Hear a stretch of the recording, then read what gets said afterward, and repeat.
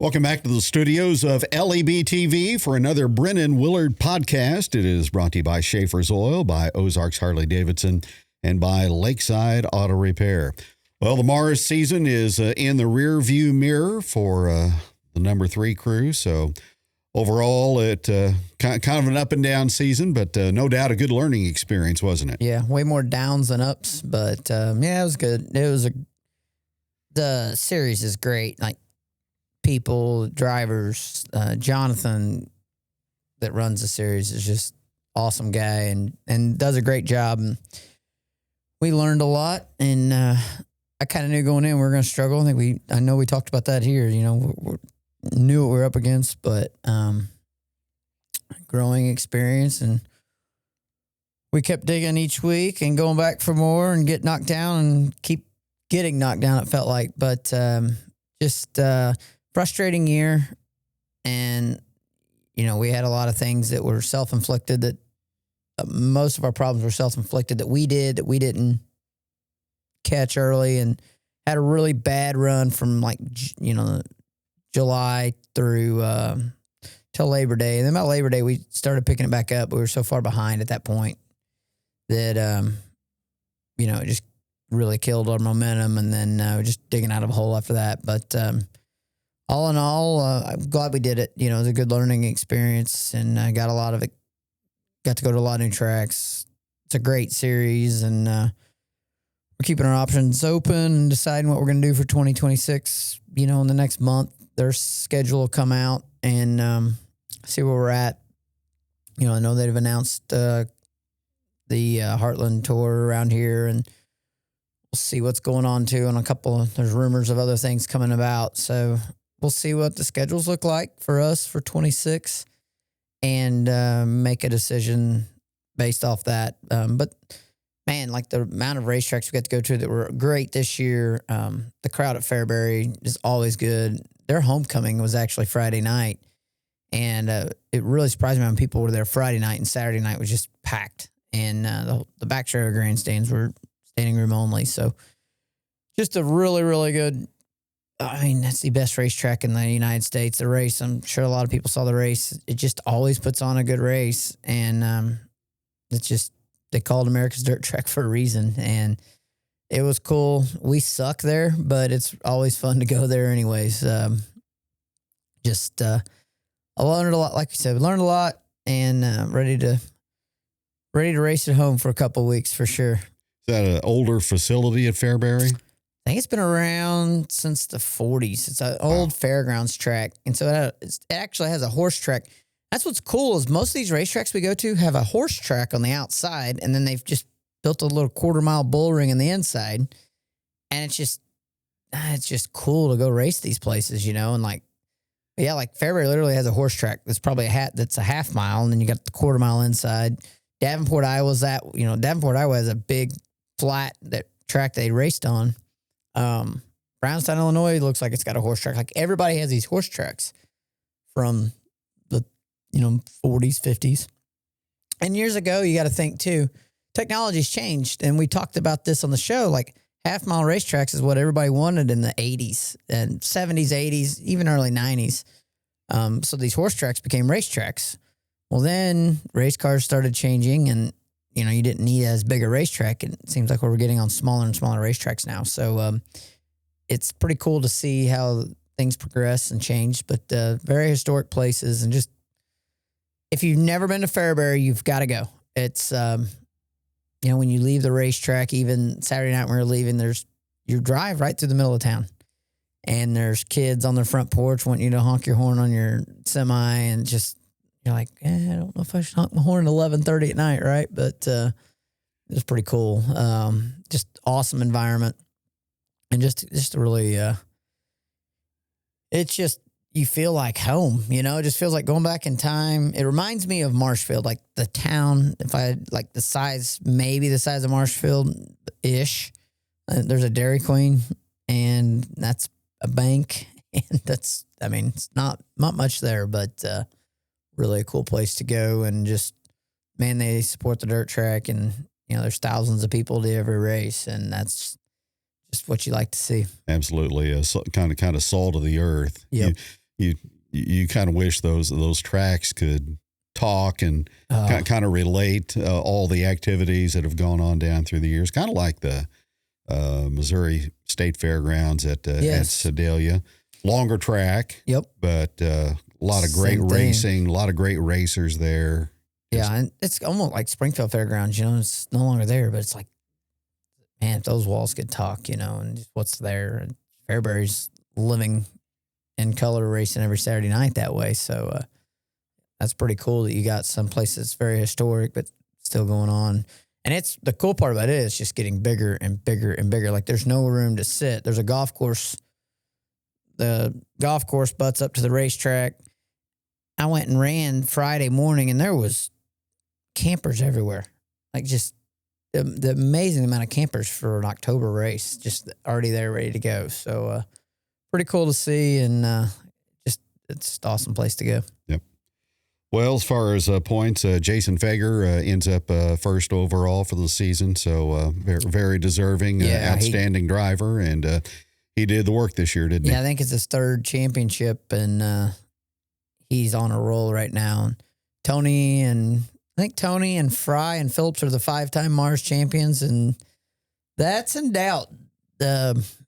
Jason keeps running that series, and it isn't like he's not got any competition, but just, man, they do it right. And the victory lane picture, the championship picture that he had, kind of shows how it really was like, if you look at that picture and see all the people in that, the team that he's got around him and the people he's got around him. And I got so much respect for him and what he's able to do. And he helps anybody and everybody in the pits that needs anything, and just a racer and a good dude. So happy for him. Unzinger had a good year too. And I think Ryan Unzinger's pretty underrated as well. They don't,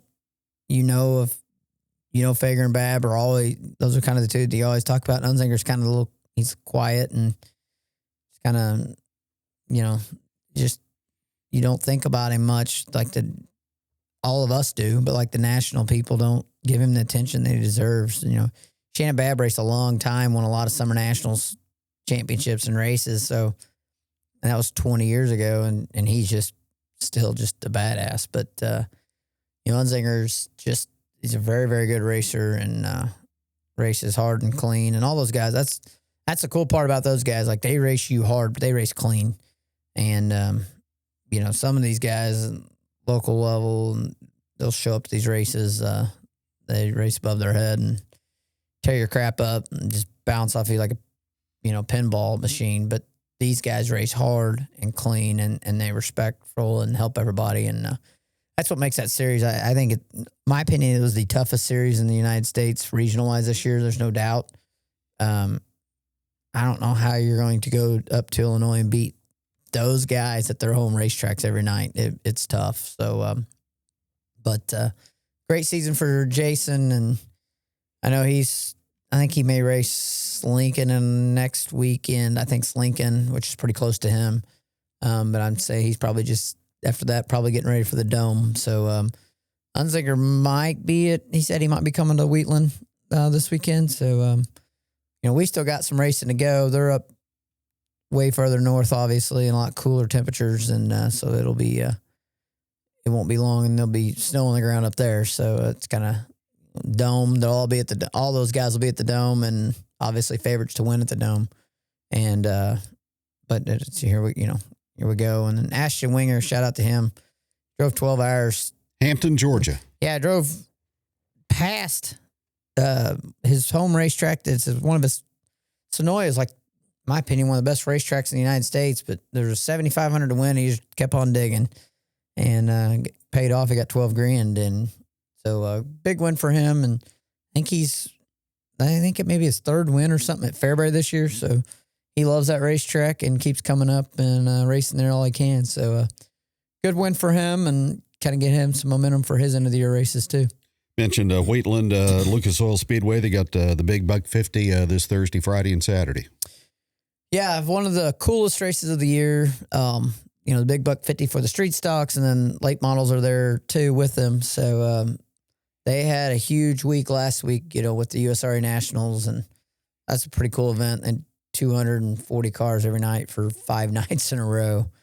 And big shout out to J2 Race Cars. I think they had the top 6 in the last feature or in the main event, and won there's a feature every night last week, and they won every single night and just dominated. And Chris Jackson won the finale there Saturday night, and just pretty cool to see your friends and people in Lebanon that built something, and then Kevin Morrow's taken that over and bought that and really continued to build on what the foundation that was laid here, and then still getting obvious ideas. Cars are still built in Lebanon, and then final assembly and everything's done in Nevada at their shop. But pretty cool to see the cars are built.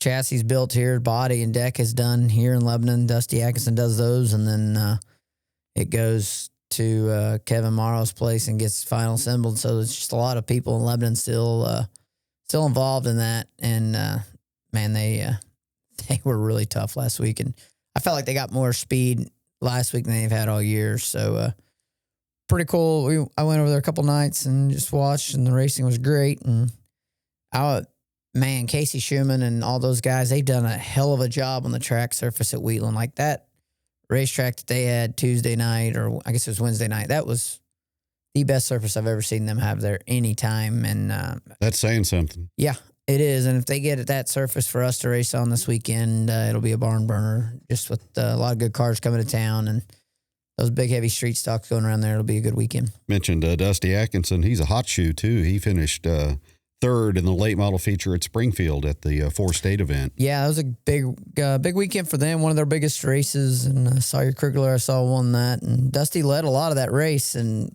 Sawyer got around him there at the end. And pretty cool race that Jerry Hoffman puts on each year with that series. And 66 laps for those guys is a lot of laps, and a really cool event that they had last weekend too. So a lot of racing.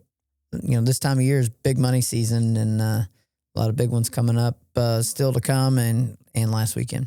178 cars at Springfield for that. Your buddy Trent Wynn won the B feature. Yeah, he had a good run there, and I think he had a right front flat in the feature, so I'm assuming he got into something. But Trent was probably being a pinball machine. I'm just joking, but I'm assuming something got in his right front to cut it down, but he had a good run coming back up to the field and finishing in close to the top 10 there. Yep. 3 more Saturday nights at Springfield, and got the Turkey Bowl coming up next month. That's the big one. So we've got Wheatland here for us this weekend. Get a practice Thursday, which is good. Just you're always trying things, and anytime you can get a test, it's good. So we'll have a lot going on there Thursday night, and then Friday, Saturday, it's a 5 and a 10 for us, and then 10,000 for the street stocks. A lot of local guys in the street stocks going to be out there, so go check that out. And if you can't make it, it is live on Flow. So, but the weather's supposed to be beautiful in the mid 80s on Saturday, like Chamber of Commerce weather.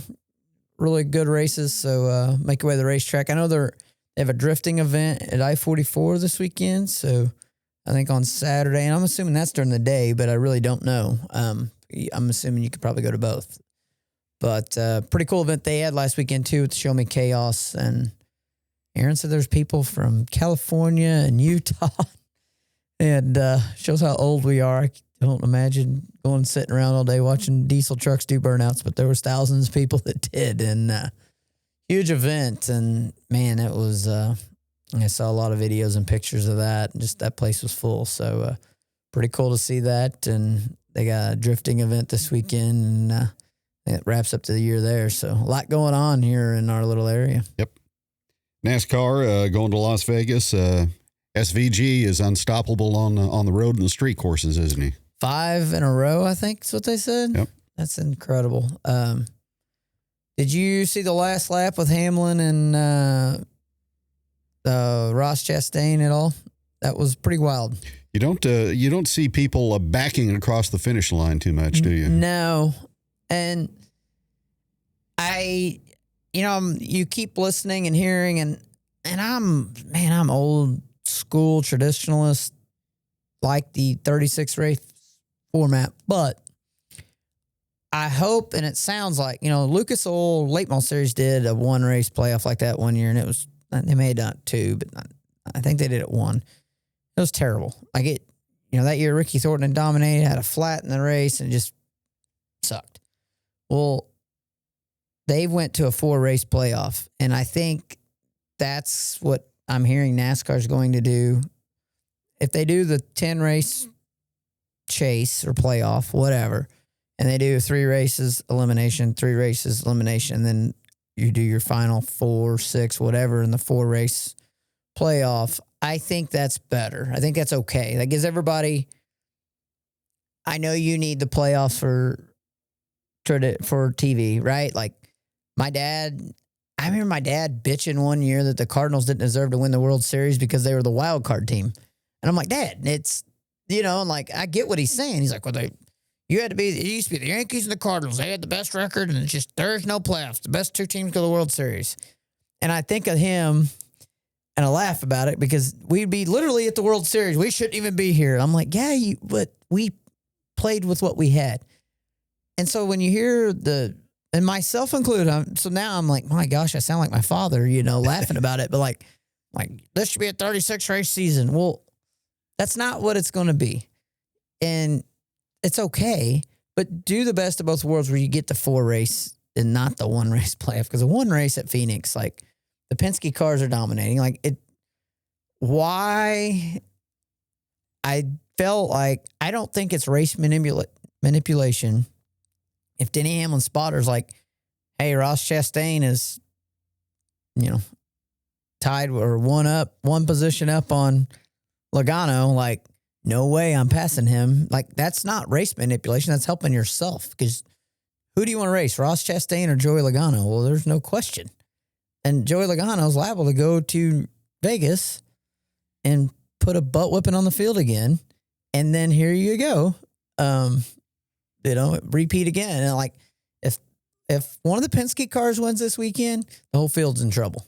And I feel like Ryan Blaney has been one of the best cars all season anyways. Like, I'm okay with him making it to the Final Four.